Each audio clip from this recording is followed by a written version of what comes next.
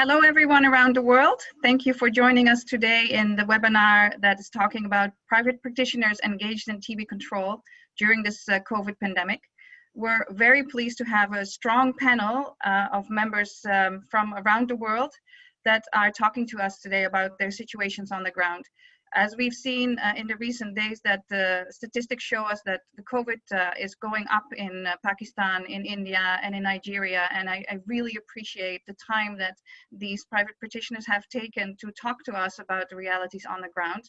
And we have experience within TB control and engaging private practitioners in the fight of tuberculosis. And I think it's really important to listen today to the voices of what is happening in today's clinics, how are patients with COVID dealing with the situation, and how can we actually look at better prepare our health systems to have a full-on support to everyone who's seeking care close to their homes.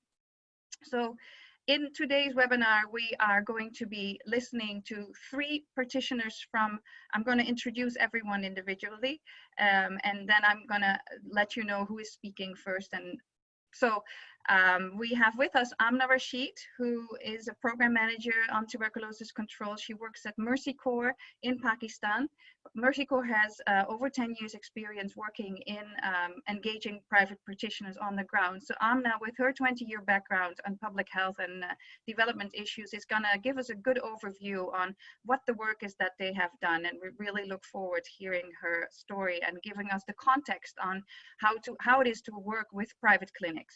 And then we're going to be listening to Dr. Zubair Shaheen, who is in Pakistan. He is a chest physician and a professor in pulmonology and medicine. He has been a general secretary of the Pakistan Chest Society, and we're really pleased that he's with us today to talk about his clinic and what is happening on the ground. We have also with us Dr. Lillian Ekpo. She is in Lagos. She's joining us from Lagos, Nigeria today. Dr. Lillian has a really interesting background of medicine and chest physician, but at the same time also a business degree. So she has been leading her clinic for the last 8 years as a medical director, and now recently as the executive director of the Avalon medical practice in Lagos. And we look forward to hearing your perspectives and your presentation. And last, we have with us Dr. Vikas Oswal, who is practicing as a chest physician in Mumbai. He has a lot of experience as a chest consultant, is an honorary chest consultant, and has pioneered public-private activities on the ground. He is also in charge of 2 COVID isolation wards, and so we'll be hearing both experiences from him, not just on the tuberculosis, but also the immediate needs of COVID patients. We have 1 hour that we're recording. We'll be listening to Aamna first with a presentation. Once Aamna is done with the presentation, we can go straight to Dr. Shaheen. Then we will be followed by Dr. Lillian, and last, Dr. Vikas. So after that, there will be a discussion. We will have anyone who has any questions, please feel free to use the Q&A. We will be taking your questions during the presentations, and then we'll be all bringing them together in the end for the discussion. Don't hesitate to put your comments and ideas and your points forward in the Q&A so that we can actually address them all together. I think with that, I would like to ask Aamna to start sharing her presentation and kick off this really interesting discussion. Thank you all very much for joining and for taking the time out to be with us.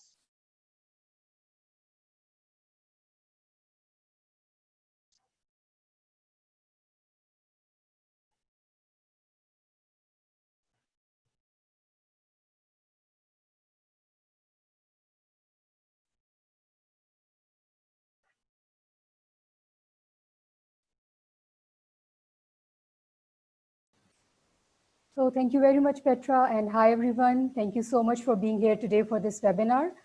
Petra, can you please confirm that everybody can see the presentation? All right, thank you very much. Aamna, if you can put it on large screen, then... Yeah, I'm just trying to do that, yeah. Okay, perfect.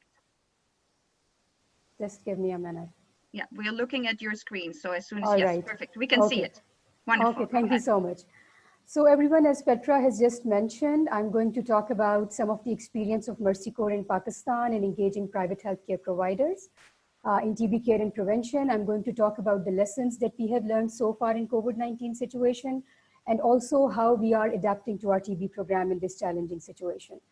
I'll quickly go through the overview of the TB situation in Pakistan. We all know that TB is one of the major public health issues all around the world, and so as in Pakistan. Pakistan ranks 5th among the 30 high burden countries with an incidence of 265 per 100,000 population. Despite several efforts have been made both by the public and private sector, unfortunately, still more than 200,000 TB patients are left undiagnosed and untreated. And as many as 44,000 cases, around 44,000, they die every year. So I think this makes it very, very important for us to make sure that even in the challenging situation of COVID-19, we should be able to continue with our TB care services in the country.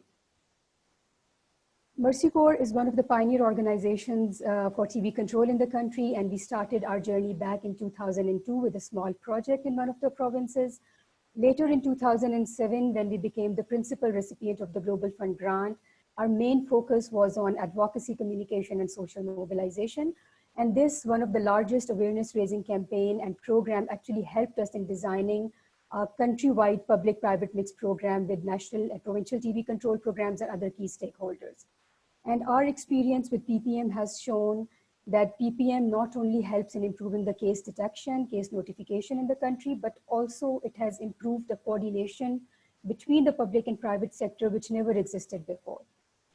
With the passage of time through several iterations, we were able to bring in some innovations in the PPM program. So recently in 2018, we were able to conduct some screening camps in the outreach with the help of the mobile screening vans. These vans are equipped with digital X-ray machines, and some of them also have expert testing facility. We are also working with lady health workers. Lady health workers are basically the frontline community health workers in Pakistan. They have access to the households of the people in the rural communities where most of the TB patients are embedded. We have also engaged large private hospitals where we have placed our human resource, the TB screeners who are responsible to verbally screen the patients who are visiting that facility for any reason. So all of these interventions are helping us in reaching missing TB cases. This is MercyCorps' reach in the country. We are currently working in 66 districts across the country, which is more than 50% of the districts of the country. In majority of the districts, we are implementing the PPM program with the help of our implementing partners, but there are few districts in which we are currently implementing the program ourselves as well. Now the design of the program and how we were able to successfully engage more than 1,800 private healthcare providers and around 300 private laboratories. So just to let you know that the importance of engaging private sector in Pakistan is based on a fact that for more than 80% of the population in Pakistan, the first point of contact is the private provider. So it was really, really important to engage this large segment of healthcare providers so that people who are visiting them, that they can get quality assured TB diagnostic and treatment services. The first step in designing or in implementing the PPM program is an extensive mapping exercise that MercyCorps and its implementing partners, they conduct in the area, the geographical area or the district where we want to implement PPM program. And for mapping, the first thing is the collection of the list of general practitioners in that particular area. So for the collection of those lists, the field staff, they have to collect these lists either from the district health offices, or if there are any pharmaceutical companies available or any other reliable sources available in that particular geographical area. Once they have the list available with them, then they individually visit those general practitioners, they brief them about the program, and also they motivate them by telling them that how they can make contributions in the TB case notification in the country. So the mapping exercise, we have certain tools and selection criteria. So all of those practitioners and private lab technicians who fulfill that criteria and who are willing to work with us in the PPM program, we take them on board. We sign a letter of understanding with them. And also the field staff then map these healthcare facilities as well as the private laboratories on a district map in a hard form. So that actually helps us at the time of PPM expansion in that district. So we can easily identify the areas which are covered by the PPM providers and which are uncovered. Once these general practitioners and the private laboratories, they are on board, then the second step is to build their capacity, to train them on the standardized TB management guidelines and tools. These guidelines and tools are developed by the National TB Control Program in consultation with all the stakeholders. So this is to make sure that the patients who are visiting the private providers, they get the same high quality and standardized diagnostic TB diagnostic and treatment services in the private sector that they're getting in elsewhere. So most of the people who are engaged in TB, they are aware that it involves a set of recording and reporting tools. So our field teams, along with the help of the paramedics of these health facilities who are engaged in PPM and the private laboratories, they maintain the data of all the registered TB patients, and they make sure that the recording and reporting tools are updated. On quarterly basis, we conduct a data review and validation exercise in which the data is validated jointly by the private partner and the public sector representative. Once the data is validated, this is then followed by the distribution of the monetary incentives to the private providers and to the laboratories. We also provide non-monetary incentives, which includes provision of free ATT drugs to the providers with the support of the government. Similarly, the lab reagents and other consumables are provided to the private laboratories through the support of the government, and with the donor funding, we also provide microscopes to the private laboratories.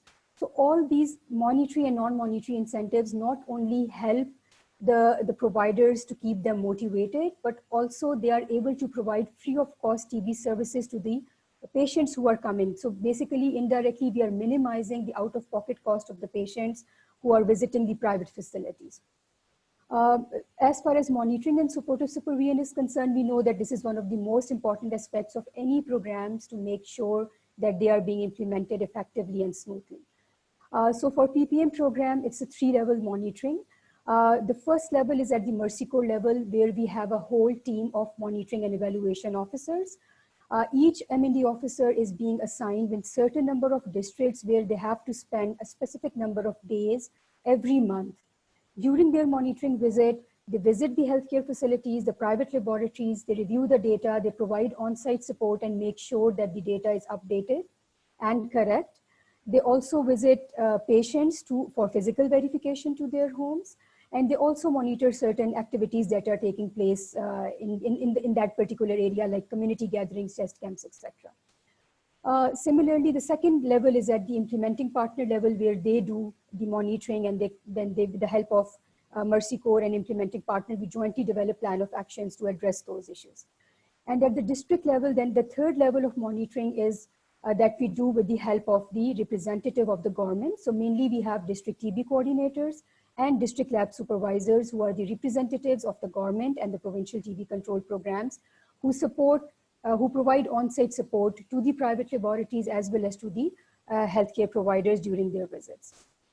Patients follow-up and contact tracing is extremely important, because we really need to make sure that patients, they adhere to the treatment.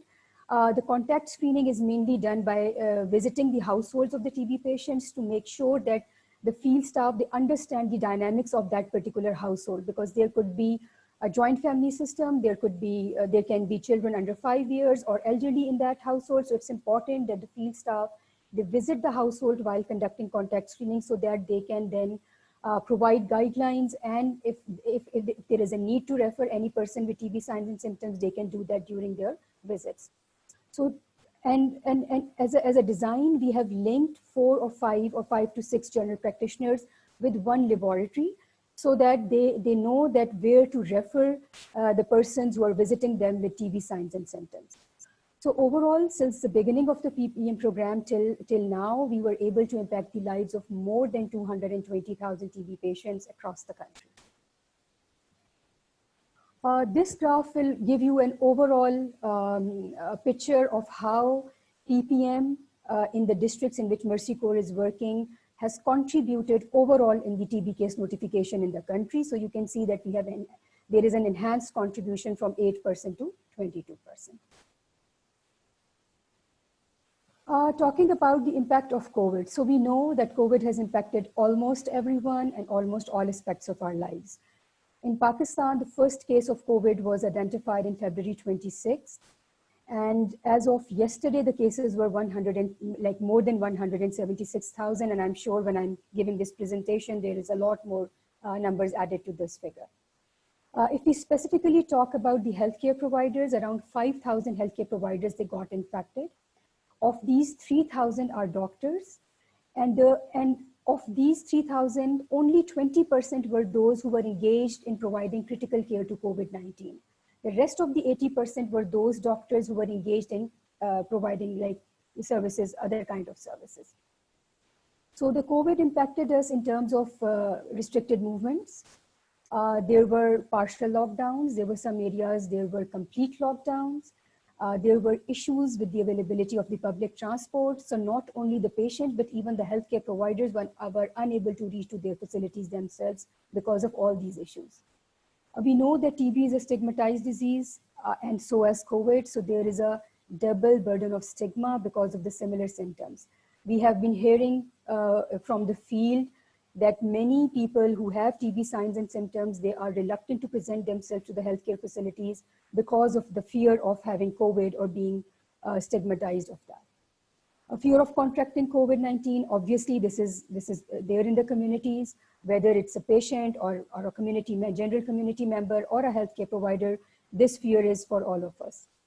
Initially, when there were initial phases of COVID, 50% of our PPM providers, they became non-functional. Even now, with the passage of time, when the number is increasing and they are becoming functional, there are low OPDs because of the challenges that I have already mentioned, or they are opening their facilities for limited hours or for limited number of days. Similarly, recently a national rapid assessment was carried out in the country, and we found out based on the data that already there is 50% reduction in TB case notification. So this is again a major reason that we need to adapt our program to the current situation, and we need to make sure that we continue with the TB care and prevention services. So some of the lessons that we have learned so far during this situation is, so number one, we think that it's very important to have mass awareness campaigns on health-related issues, not only for the communities, but also for the healthcare providers. It's extremely important that the communities or the healthcare providers, they have complete and accurate knowledge, correct knowledge, which will help them in making informed decisions about their health, about their facilities. Similarly, we have seen a panic situation because the providers were not actually prepared to respond to the emergencies. So I think it's also important to build the capacity of the private sector healthcare providers so that they are able to respond to the emergencies. Infection control measures, it's another important thing that we need to make sure that they are being implemented fully in the private healthcare facilities. Even if the measures are in place, they are not being implemented the way they should be. So that's another thing that's very important. We have also seen several examples which has shown us that, which shows that if there is a strong coordination mechanism between public and private sector health authorities, implementers, they can benefit from each other's capacity. So for example, in this current COVID situation, we have seen that the private sector partners, how they helped in delivering the medicines to the patients who get registered in public sector. And similarly, when our teams were unable to reach to the health facilities or to the patients' homes for delivery of medicines due to the restricted movements, we were able to get letter of support from the government. So they actually helped us in making sure that we can continue these essential services for tuberculosis. Similarly, I think it's important to provide at least the basic personal protection items to the private providers. This is very important, especially in the current COVID situation. We have also learned that it's time that we should start enhancing the use of technology We can use digital tools or platforms. For example, instead of gathering people in one room, it may be easy to have online trainings to minimize the risk of getting COVID or other diseases. There are several treatment adherence tools, digital tools available. We can use SMSs, interactive voice calls, for example, for awareness raising, for improving self-referrals. Similarly, there are several monitoring and supervision tools available that can be helpful in this situation. So I'll quickly talk about the adaptation of the PPM program. So as COVID is new for all of us, we are still learning, we are still making adaptations, but whatever we have done so far, the first thing that we done was that we developed the program continuity guidelines. So this was to make sure that we put on hold all those activities that required large gatherings, for example, chest camps, trainings, community gatherings, etc. We also wanted to make sure the safety and security of our field teams, of the healthcare providers, as well as of the communities. So for that, we distributed immediately the infection prevention and triage guidelines to the PPM providers. We distributed the basic PPEs to the field staff, as well as PPEs and hygiene items to the private providers to make sure that they can protect themselves and the people who are visiting them. Awareness raising, we took the opportunity of World TB Day that takes place on 24th of March every year. So apart from disseminating information on TB, we also displayed banners and billboards in different areas so that people can get information on COVID-19 as well. And also recently we have developed certain leaflets for the distribution specifically among TB patients and informing them that how they can protect themselves by getting infected from COVID. We were able to make sure that through our field teams, while ensuring the infection prevention measures, so wearing masks, keeping hand sanitizers with them, maintaining social distance, etc. So they were able to deliver medicines to 100% of the patients who are currently registered, either by delivering the medicines at their homes or by making sure that they collect their medicines from the facilities that were functional. Again, I have talked about follow-up and contact screening. So instead of going to the homes, our field teams made sure that they follow up with the patients and conduct the contact screening telephonically to make sure that if there are any new TB patients with TB signs and symptoms, they could be immediately referred and so that they can start their treatment. We then also developed an online platform where we are getting daily updates from our partners about the medicine delivery, any referrals that they have made, the follow-ups through the online platforms. So this is really helpful so that if there are any issues that they are facing at the field level, we can immediately coordinate with the provincial programs or district health authorities and help them resolve those issues.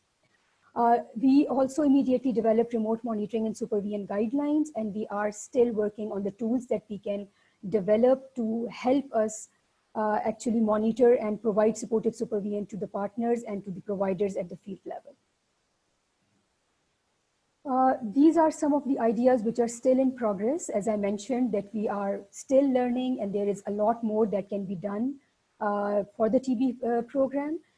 So these are the ideas on which we are still learning. We are still developing mechanisms for them. So for example, connecting people with telemedicine, setting up a helpline, conducting online trainings instead of gathering people at one place, use of digital adherence tools. There is a whole list of tools available from Stop TB partnership. The use of interactive voice calls, not only for sending reminders for treatment follow-ups, but also for improving self-referrals, raising awareness. There is an opportunity for video monitoring, which can help the patient and the provider to have video interaction between them online. Then there is we think that it's very, very important to have a very strong and effective sputum transportation mechanism so that our field teams can actually collect the sputum from the homes of the patients and helping them minimize their visits to the health facility. Again, it's important to build the capacity of the private healthcare providers so that they are prepared to deal with these emergency situations. So this is all from my side, and I'll hand it over to Petra for the rest of the webinar. Thank you very much. Thank you, Aamna. That was a very great presentation. Thank you for going into details on how you work within Pakistan with the different healthcare providers on the ground and the large network that you've built, and giving us some really concrete examples on how you're collaborating with these many different people on the ground in their different facilities, and explaining the situation and the impact of COVID and how you have adapted, and pointing out some very inspiring thoughts on how we can even strengthen the healthcare system on the ground. I would like to invite Dr. Subar Shaheen, who works with Aamna in Pakistan, to make a few points, and if we can hear him, it looks like his screen might be still at the moment. I'm hoping that I can unmute him. And Dr. Shaheen, are you with us? Can you say a few words following Aamna's presentation? If you could unmute your microphone, then maybe I'll unmute you. Here you go. Yeah, okay. Yeah. Got it. Okay, thank you. Okay. Yes, Aamna covered the topic very nicely, and lots of suggestions too.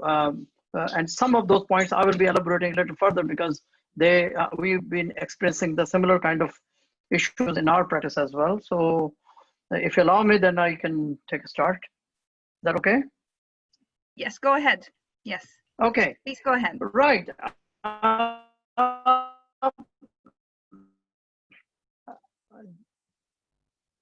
Okay. First of all, thank you very much for inviting me to this webinar. Discussing the impact of COVID-19 in my practice, particularly on my team. As Aamna mentioned very nicely, that COVID-19 pandemic started in February and then picked up momentum in April and May, but we haven't seen the peak as yet, and numbers are still rising.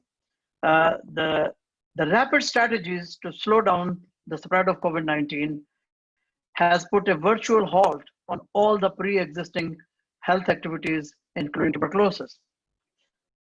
I am a visiting professor of pulmonology, but also working in the private sector in a large pulmonary practice. My clinic is a tertiary referral center, and I receive patients from surrounding districts. I have a dedicated TB service established with the help of MercyCorps, and I have also a gene expert machine on site as well. COVID-19 related lockdown has seriously affected the number of TB patients and sputum referrals from our affiliated clinics for gene experts. We have seen a significant drop in new TB cases as well as in the follow-up cases. For example, in January, before COVID-19, I saw 105 cases of tuberculosis in my clinic, and my lab performed 90 tests on gene expert, which detected 6 cases of rifampicin resistance.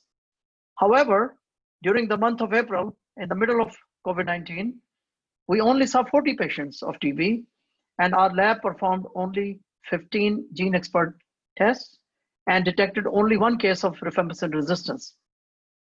So this lockdown, isolation, lack of public transport, loss of jobs, business closure, and shift in health-related preferences, all taking toll on the care of non-COVID related health issues, including tuberculosis. Another important factor, which Aamna mentioned as well, was the stigma as well as the fear. In my experience, the fear is even more important than the stigma factor. In our observation, it's the fear caused by corona deaths in public hospitals rather than the stigma that patients are not willing to attend the OPDs despite resumption of services. And combination of all these factors has led to a serious reduction in the detection of new TB cases. And as the number of gene expert requests are falling, therefore the detection of MDR TB has also fallen significantly. Another issue has been the supply of TB drugs to our clinic. Although it wasn't much problem supplying the drug from central store to our clinic, but we have been facing a lot of problem for dispensing the TB drugs to our patient. Patient cannot come to collect drugs because of lockdown, or because of lack of public transport. Courier services were closed until recently, and no arrangement for home delivery, at least in my area, has caused interruption in drug supply, which is likely to create more drug-resistant TB in future.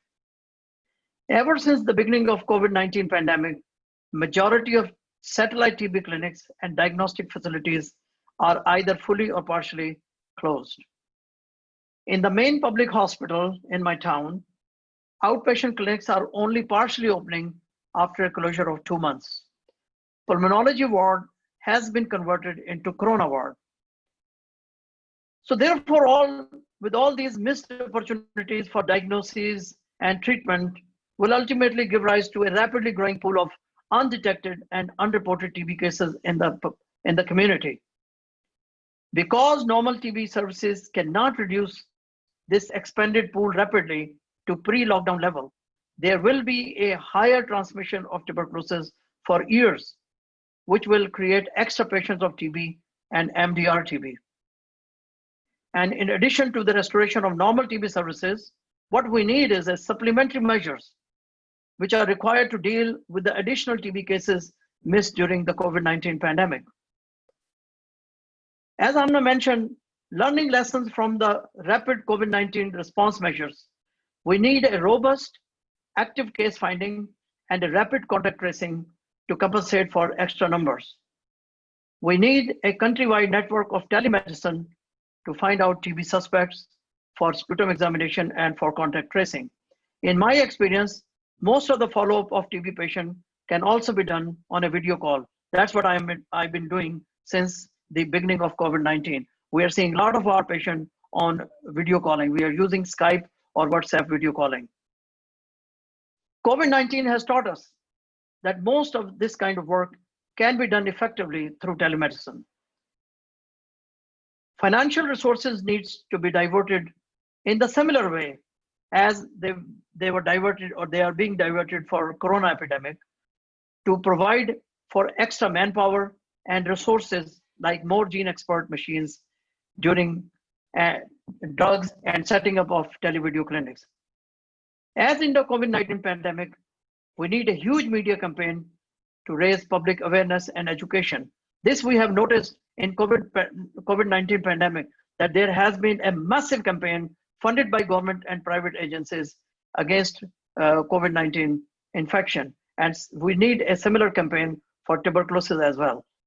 And finally, all the public and private stakeholders needs to develop an effective strategy to respond to the current situation and to find means and ways to augment TB control efforts in the backdrop of COVID-19. Thank you very much. Thank you so much, Dr. Shaheen. That was really very good to hear your points and hear the impact of COVID on your clinic and the situation in the drop of the regular services that patients are seeking care out of fear, as you point out. And I think the points of telemedicine and the media campaign as important to support the programs is really good to hear. I'd like to ask Dr. Akpo from Lagos to maybe pick up where we left this discussion and give us some reflection on the situation in Nigeria. All right. Can you share my screen, Petra? Yes. Yes, we can see your screen. Yeah. And if you can put it on large screen presentation view, then. Just 1 minute. Okay. Wonderful. I know. Excellent. All right. So hello again, everyone. I work with Avon Medical Practice. It's a group of private hospitals and clinics in Lagos, like Petra has said. And I'll be sharing our experience of handling TB and TB detection during the COVID-19 pandemic. The outline is pretty simple. I'm just going to tell you the structure of the practice. How we've done in the past with COVID, the TB diagnosis and treatment, and how COVID has impacted TB service delivery and what we have learned during this pandemic and the support that we need going forward. So Avon Medical Practice is a hospital group that comprises several healthcare facilities spread across Lagos. We have a 16-bedded multi-specialist hospital in Surulere and then 2 walk-in clinics. We also have 2 worksite clinics in banking establishments, and we also run a dialysis center. Only 2 of these facilities offer TB screening and treatment services, the hospital and one of the clinics on Lagos Island. And the daily OPD attendance in the clinic, in the hospital, is about 100 to 130 patients. 95% of these patients are under in health insurance, and 96% of patients are in the upper to middle class to upper middle class income bracket. Now, the challenges, our partnership with the TBPPM program started in 2018. And initially, we had challenges with implementing systematic screening, and that was because there was apathy on the part of the doctors, initiating the verbal screening. There was also lack of cooperation from the patients, because they would come in and they would, feel the complaints that they had were related to the questions that were being asked. But however, by the time we had coaching and supportive supervision by the program personnel, and that strengthened knowledge and requirements that the doctors needed to implement the screening. We also developed a program whereby we mandated screening for new patients that came in. So it wasn't optional, it was just part of the protocol once you came in as a new patient. And the medical officers' KPIs were adjusted such that it was mandatory. It was something that they were graded on, how they contributed to public health awareness and diagnosis by screening patients for TB. And through this, we're able to see a rapid improvement in TB screening in the hospital. So this just shows, graph just shows the work that we've done in the past, starting from January 2019 to about May 2020. Now, the challenges we've had during this COVID are basically the same around the world. We have a drastic reduction in OPD attendance due to movement restrictions. We've had Lagos was on lockdown. Lagos is the epicenter of the COVID-19 pandemic in Nigeria. Cases rising every single day. So on lockdown in April for about 4 to 5 weeks. Lockdown is just slowly being eased. So patients are always also afraid of contacting COVID while coming to hospital. We also had significant service disruptions because hospital staff themselves contracted COVID inadvertently because of the way COVID was presenting in Nigeria. Patients didn't present with the classical symptoms of cough and breathlessness. So sometimes they already be on the wards and then you discover that the patient is COVID positive. So the hospital staff contracted COVID and the hospital had to be shut down for some time. The high cost of PPEs for staff, leading to a rising cost of providing healthcare services. And then even the psychological strain on the hospital staff, we have had to provide psychological counseling and support for those that have been diagnosed with COVID and even those that, and when they return to work. Our catchphrase is, it's okay to not be okay. So if you don't feel you can't cope well with your work, then you get psychological support and counseling. There's also anxiety on part of both the patients and the doctors of clinical presentation of COVID and similarities in clinical presentation of COVID and TB. But of course, we know that TB is a more long-term cough, it's a chronic cough, and there's also associated weight loss. So we've been able to clear that up. This graph, I will just focus on the fact that our OPD attendance dropped significantly in April. We were hitting, and even the screening. So we were doing quite well. And then we even went up to 1,175 patients screened in February. But that began to drop as the COVID-19 infection number of cases started rising. And when we went on lockdown, screening became almost zero. The second graph shows exactly the same thing, the same problem. By the time there was a lockdown, screening just dropped straight from 1,175, 663, and then dropped straight down to 2 because OPD, nobody was coming in. So, how did we respond to the challenges posed by the COVID-19 pandemic?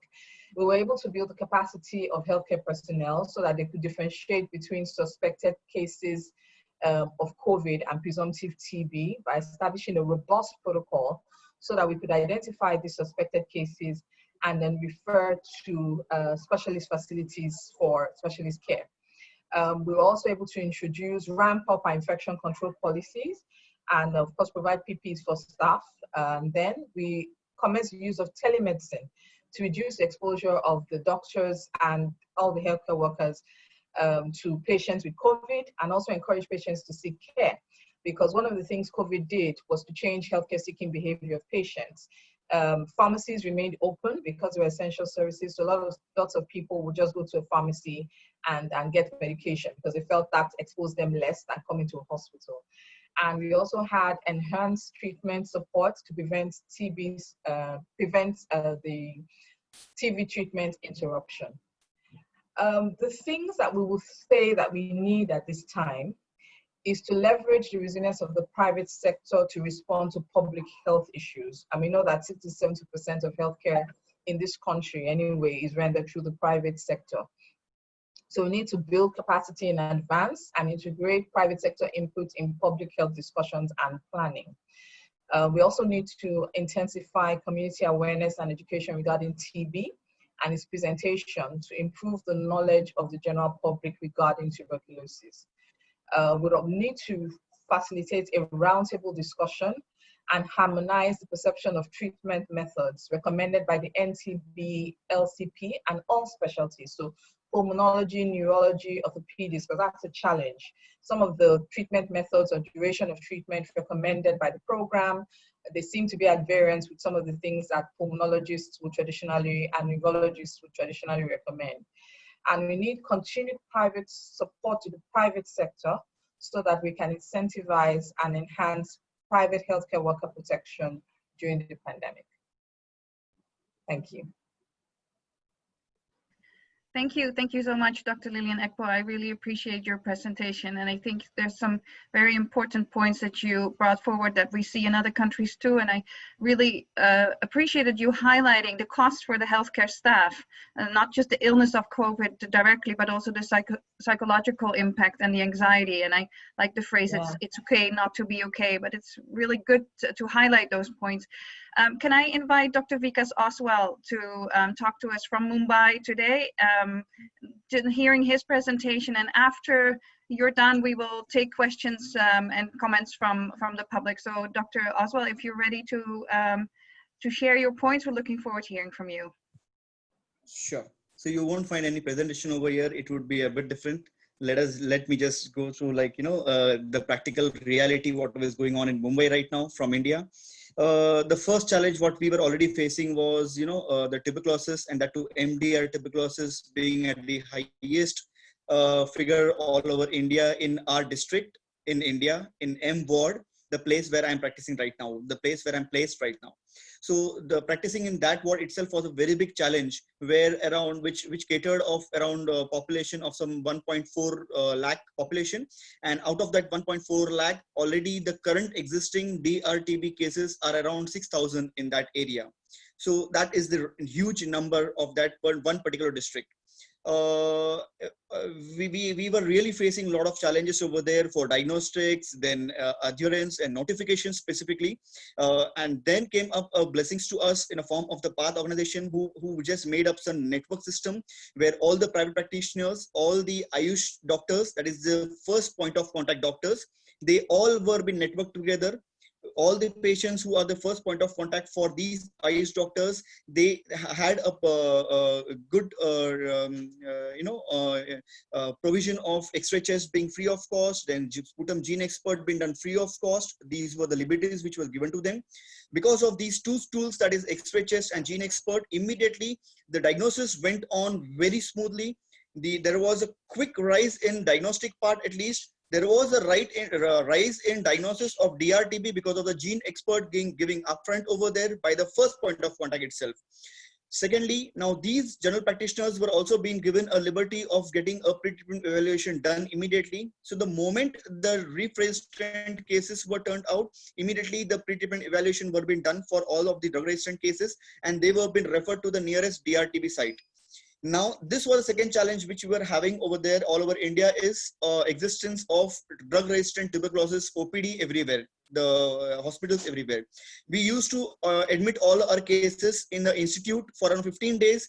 or monitor them for any adverse drug reaction or side effects of the drugs, and then used to send them in the field, which was being taken care by us by starting an ambulatory provision of all second line drugs. So we came up with a ambulatory OPDs all over in that ward, where we registered around 5,500 cases, all on ambulatory basis, where none of them required any admission over there.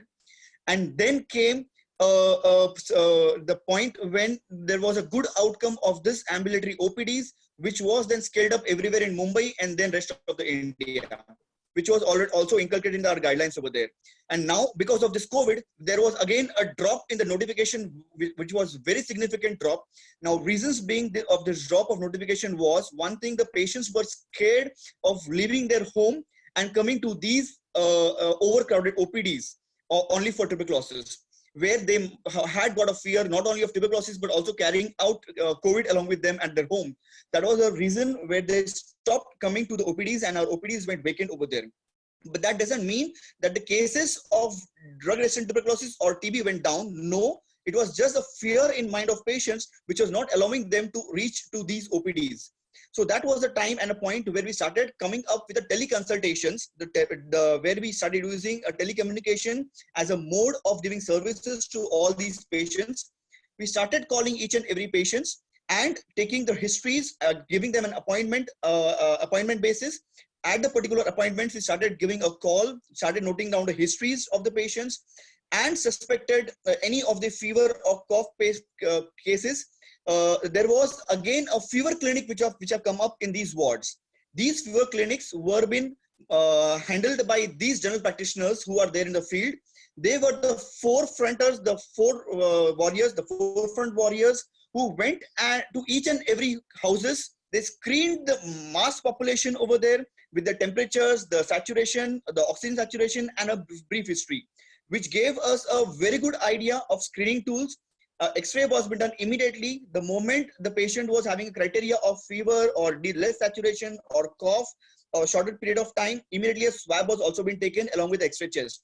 So there were the two tools. One is the swab for RT-PCR COVID, and second was an X-ray chest, which may rule out at least if there is a cavity or only single unilateral opacity, which may suspect tuberculosis. So both these things were being taken care of.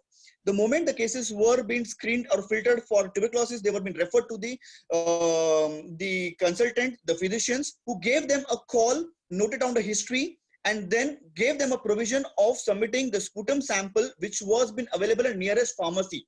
So the point of contact for all of them were, we made this sputum, the Falcon tubes for Gene Expert available everywhere in the pharmacies. Patient just need to go over there, collect the Falcon tube, submit a sample to the nearest center.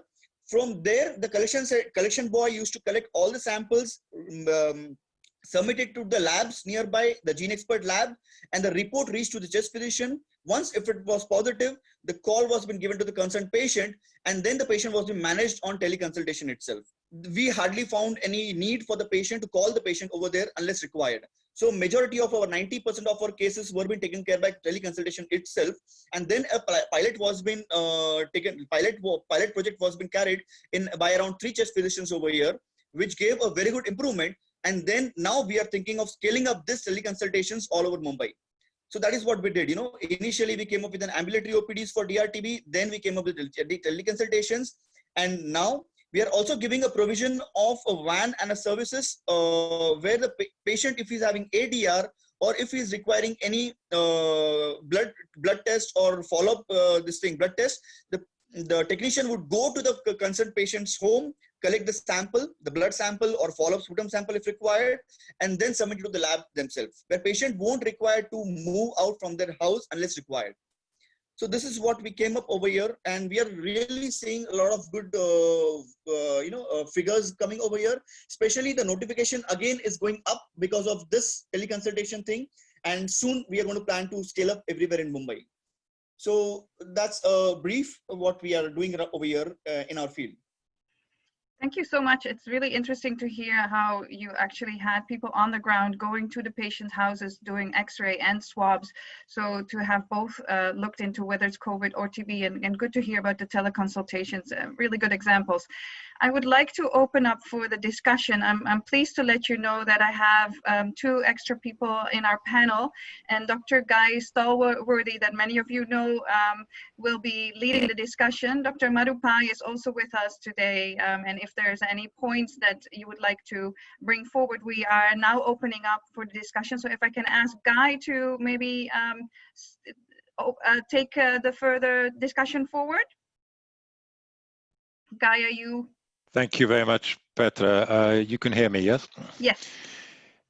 Thanks to the speakers, some excellent presentations. So we get a very clear picture of the common problems faced that this COVID situation is giving rise to in all these contexts.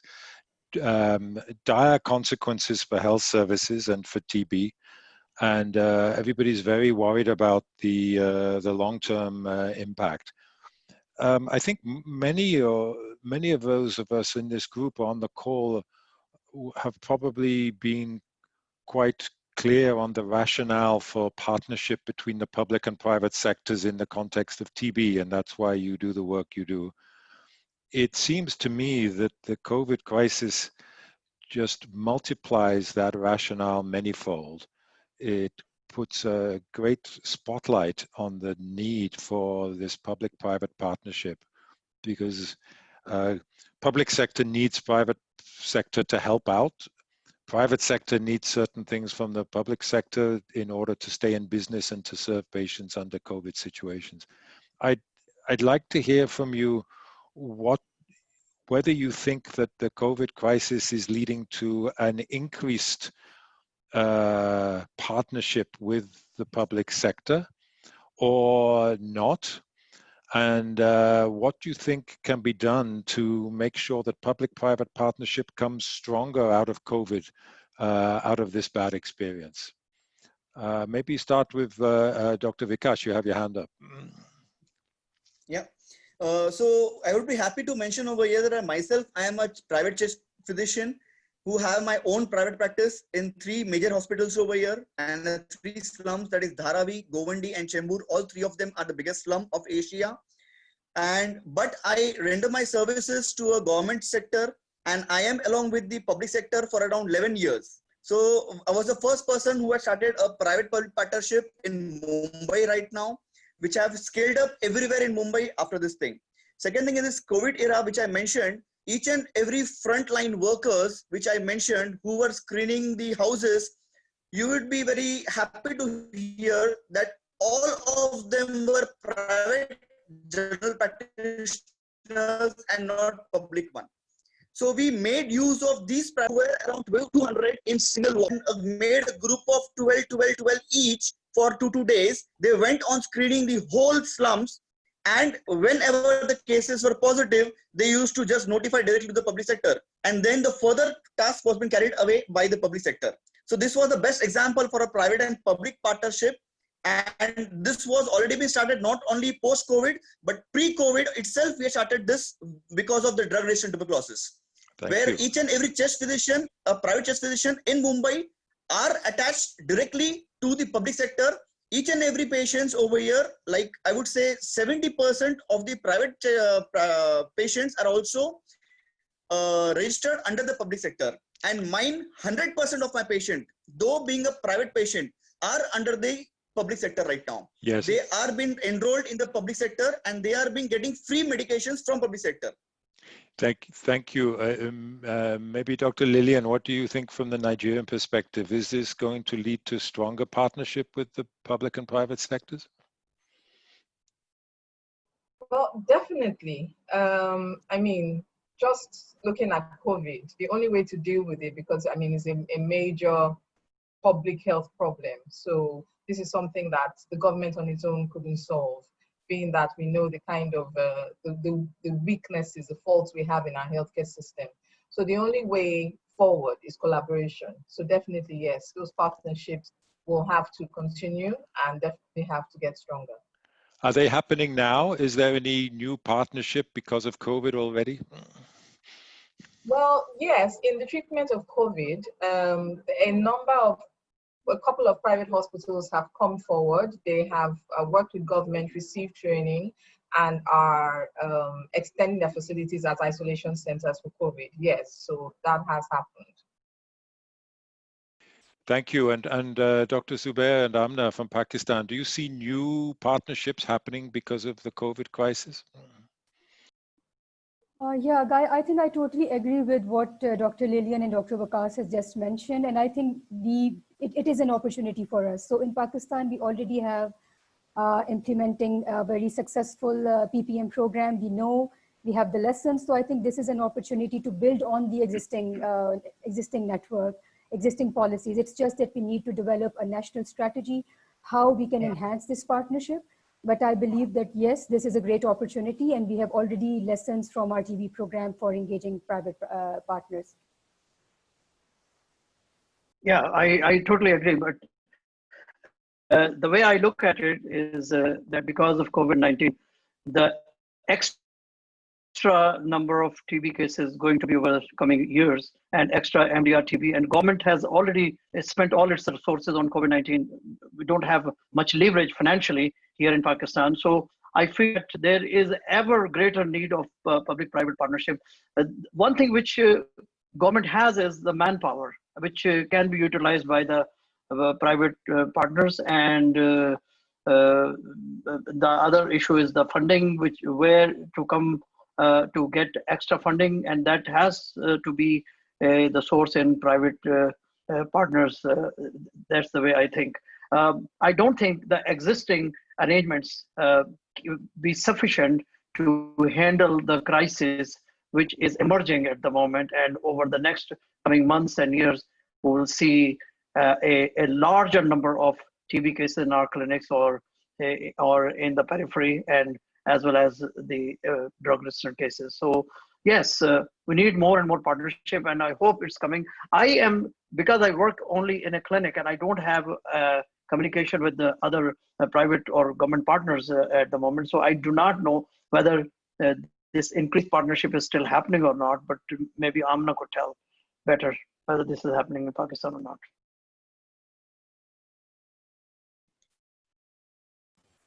Yeah, so I think I've already mentioned, like there is a big PPM program in Pakistan for TB control. So I just mentioned that, yes, we can build on this existing opportunity, and we can enhance this program, not only for COVID, but for all other purposes as well. Thank you. Dr. Vikash, I understand. Maybe you could briefly, we only got a few minutes left. Can you comment on this, on some of the controversies that have come up in India about the role of the private sector during COVID? I know that's been taken to the High Court, and all sorts of things happening there. What is the nature of the problem? Just briefly, we've only got a couple of minutes, and I want Dr. Madhu Pai to be able to respond as well. Right now, though, government has started hiring private physicians everywhere for the COVID centers. Each and every COVID institutes, they have appointed the private physicians where they are paying as per the government norms, and they are looking forward for all private physicians to join hands with public sectors. So it is not that they are given advertisements only for the public officers, but they have requested and rather made compulsion for each and every private certified practitioners to kindly come and join the isolation ward duties. And they have made it compulsory. They've seen to it that you all will have to go at least 130 days duty compulsory for the clearances. And they are doing it, like happily doing it. Not even with, because of compulsion, but each and every private physician is happily doing it. They're happily doing 30 days service in the public facilities. Yes. That's very interesting. Do you think that's applicable in Nigeria and Pakistan? No. I doubt that they'll need some serious compensation to get that level of commitment and motivation in Nigeria. Yeah, I agree. Yes. I agree with Dr. Lillian.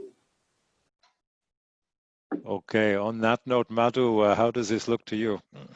I learned a lot of things. I mean, it's such a nice thing to have frontline voices on our webinars. I think we should continue to do that. So one thing I learned, which worries me a lot, is that even if the public OPDs are open, it's people who are choosing not to go there because they're terrified of getting COVID, right? Now, to me, that is absolutely critical, because if that's the case, then who do they now go to for their cough and their TB symptoms? There's only two choices open for them. One is the informal sector, pharmacies, informal providers, so on and so forth. And we don't have anyone here to speak about that segment. Secondly is private practitioners like you, right? But then if you are not fully functional because of lockdowns, and if your cost of care is likely to go up because you now have to worry about PPE, you have to have whole another thing to overcompensate all the lost revenues, I worry that people are going to be stuck between two impossible options, right? Not able to go to the public sector, which is full of COVID, dealing with COVID, and a private care that is either shrunk in size in terms of number of people or has become more expensive. So what is the solution? It's clearly unclear to me. And how are we going to mop up all the thousands of notifications that we've missed already, right? So I would love some creative thinking on how we're going to, I mean, too many people are going to be now lost between the two sectors that they cannot find solutions for. Any thoughts on how we're going to survive this process? Lillian, go ahead. I think the only solution really is telemedicine. So if you can really have very strong telemedicine platforms, we have, I mean, we just implemented it with COVID. We have had some struggles, I mean, because it's new. So getting it to run seamlessly, the appointments in, patients virtually. But we supported, and of course, we are in Nigeria, so there's a problem with data. I mean, not everybody would be able to, have a video call. Just even this Zoom session, you've had people's voices coming in and going out and things like that. And that's even worse when you really need to hear your patient and listen to signs and symptoms. But we've supported that, and I think Aamna said it as well, we've supported that with phone consultations. We just started that in the last week or so, which more people are more comfortable doing. And I think even if it's just listening, because yes, the proper thing is to examine, but a lot can be gained. And I think Dr. Zubair said that as well, that a lot can be gained from just listening to a patient, follow-up can be done by phone call. So if it really takes, the concept of telemedicine and virtual consultations, phone consultations really takes, hospitals are doing it, the public knows it's there, it's available. You don't necessarily need to come physically to a hospital to access care, then that will solve the problem and bridge the gap. Yeah, my experience is that I lost revenue for the first 2 months. Then through telemedicine, we regained the lost revenue, and now we are quite happy to run the services as usual.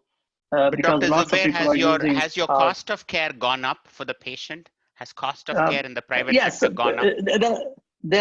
Obviously, it has gone up. But there are two kinds of consultation we are giving. We are having a time for people who cannot pay, and there is a time for people who can pay.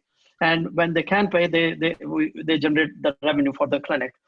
Cost obviously gone up because we are not seeing as many number of patients, and the number of patients we are seeing, it's slowed down because of PPEs, because of sanitization, and everything is slowed down because of this. And then the distance that we have to maintain and the timing it takes to sanitize the clinic and the furniture after a patient visit in the clinic is over.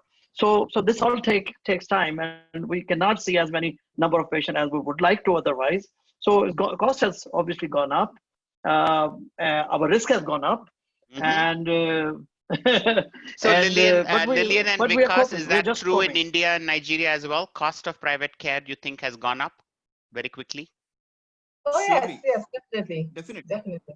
Okay, so it has become, then there's a real risk that only the more middle and upper class TB patients will probably get served in this new milieu unless we find a separate track to make sure people at the lowest end of the income scale don't get left behind. Now, the telemedicine is fantastic, Lillian, and private sector is clearly adapting from everything that the four of you have said. Is the NTP or the DOTS program also switching to teleconsultations. Is that happening in all countries? Yes. In Mumbai, definitely yes. We have already come up with a pilot over here in 3 wards, and soon they're going to give the outcome within two weeks, and then it is going to get scaled up in all over Mumbai over here. Is that by MCGM or by the RNTCP? Yes. No, it's by NCGM. MCGM. What about Nigeria but even RNTCP, the talks are already going on over here from RNTCP side also. So NTEP are also thinking on the same line. So they are just going to use our outcomes. If they are really good and helpful, they will definitely think of taking over it. And Aamna, in Pakistan, is the national TB program switching to online consultations? Yeah, so they have, so at the provincial levels, they have established helplines for the TB patients where they, or the community members, who, if they have anything to ask related to TB, they can call on that helpline if they are facing issues like shortage of medicines, etc. So there is a helpline available for them.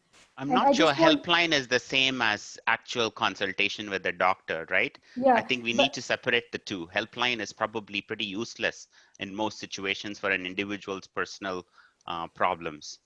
Yeah, so for telemedicine, it's as I mentioned in the list of the ideas in progress in my presentation. So yes, we are doing consultations with the programs, and we are seeing how we can establish these linkages of telemedicine for TB control. Yeah. I mean, I know we're out of time, but I just want to say, even if we successfully got more people onto teleconsultations through public and private, that still leaves 2 critical TB care things unaddressed. One is the actual sputum collection and testing, which cannot be done through telemedicine. You need a whole another mechanism to somehow pull that off. Second, actual delivery of ATT medicines to the homes of the patients without having them come to a facility, right? So there is a lot of home-based or a courier service need here, and that's a whole another innovation that needs to happen over and beyond just getting a patient on a WhatsApp or a Zoom platform. Yeah. No, so what I would Dr. like to add over thank you. Okay, thank you very much for saying this, because I in addition to the telemedicine, I also wanted to mention community engagement, the role of the community volunteers, maybe the community health workers. I think it will remain there because one strategy will not fit everywhere. So yes, telemedicine is extremely important, but at the same time, I believe that an effective sputum transportation mechanism, as well as the engagement of the community volunteers and health workers, will really make a difference in this situation. Thank you. Vikas, you want to make a last point before we close? Yeah, so we're going to use the X-ray facilities for making a free X-ray from any NGO or MCGM side. And the same X-ray facility, who is a basically private-based X-ray diagnosis center, they will happily be keeping the Falcon tubes over there, and also the samples which are being given by the patients. So you just require to give them the address of the particular diagnosis center where Falcons are also available, as well as X-ray facilities also available, and a collection boy who's just going to carry the samples from this particular diagnosis center to the gene expert lab. That's it. Second, Amazing. The drugs are being made available to each and every pharmacy. The moment the chest physician generates a prescription online, he just mentions over there the 4 FDC or 3 FDC, and he can just take a whole monthly stock from the pharmacy, which has been made easily available in each and every pharmacy over there. So they don't require to go to the particular pharmacy. They can approach any pharmacy nearest them. Amazing. So Petra, so Guy, for us in the TBPPM network, maybe how does the private sector deal with this new normal? What sorts of innovations are happening in this space of the nature that we learned, right? Examples of teleconsultations, examples of pharmacy-based dispensation of medicines, courier services, sputum transportation, examples of what he said, like for example, use private chest x-rays more than sputum at the initial phase, because sputum is much harder to do. I think compilation of such experiences and then disseminating through a network could be a very valuable contribution, right? In other words, adaptations of PPM to survive in this COVID world would be extremely valuable. And I think all your contributions will be most welcome at that stage. Over to you, Petra. Thank you.